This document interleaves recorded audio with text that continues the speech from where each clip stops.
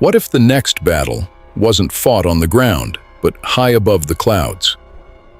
Dark shadows were rapidly spreading across the sky. The bells of the Sky Kingdom rang continuously. 5 dragon hunters were advancing toward the castle, leaping across floating rocks with blue electric spears in their hands. David looked at the baby dragon. There was no fear in its blue eyes, only a strange determination. Suddenly, the voice of the castle echoed through the sky. "Heir, the second dragon key is hidden inside the western tower, but the path to reach it is not on the ground. It exists only in the air." David looked toward the western tower. Between him and the tower was nothing but open sky and scattered floating islands. Then, the baby dragon spread its tiny wings and lowered its neck in front of David. David stared at it for a moment. "You're still too small," he whispered, "but maybe I have to trust you." He climbed onto its back. Suddenly, the blue mark on David's wrist and the dragon's eyes began glowing at the same time. A warm blue light spread between them. Then the baby dragon beat its wings with all its strength, and the two of them rose into the air. This was their first flight. David looked down in amazement. The clouds were now beneath his feet. "We're flying!" he shouted with excitement.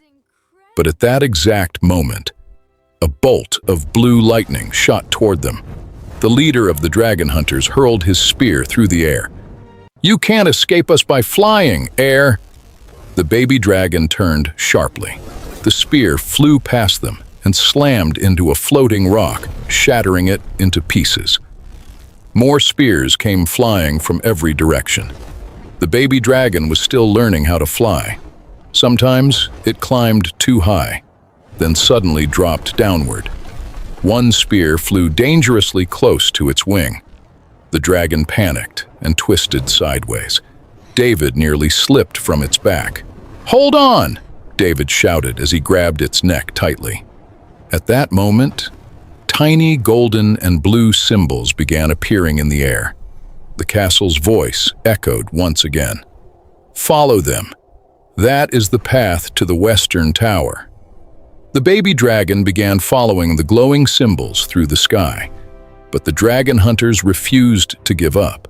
Their leader raised his spear again. This time, his target was the baby dragon's wing. David looked at the glowing mark on his wrist. It was shining faster and brighter than ever. Without thinking, he stretched out his hand. "Stop!" Suddenly, a powerful wave of blue energy burst from David's wrist. A glowing shield appeared in the air. The spear slammed into the shield and was thrown back. The leader of the dragon hunters stepped backward in shock. How is that possible? His power awakened this quickly? The western tower was now extremely close. At its peak, a golden crystal was glowing brightly. The second dragon key. The baby dragon pushed itself harder. Its wings beat faster and faster. But suddenly, the entire sky turned red. The leader of the dragon hunters pulled a red bracelet from his wrist and broke it. A massive black shadow appeared between the clouds. Red eyes, enormous wings, and a terrifying roar. The Shadow Wyrm. David's heart began pounding. The Shadow Wyrm launched itself directly toward them. "Just a little farther," David shouted. The baby dragon gave everything it had. Its wings beat with incredible force. The claws of the Shadow Wyrm were now only moments away.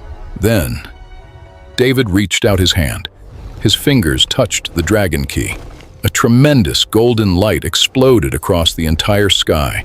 The Shadow Wyrm was blasted backward with a powerful cry. David looked down.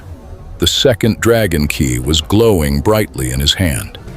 As the dragon hunters retreated into the distance, their leader's voice echoed through the clouds. "This is only the beginning, heir.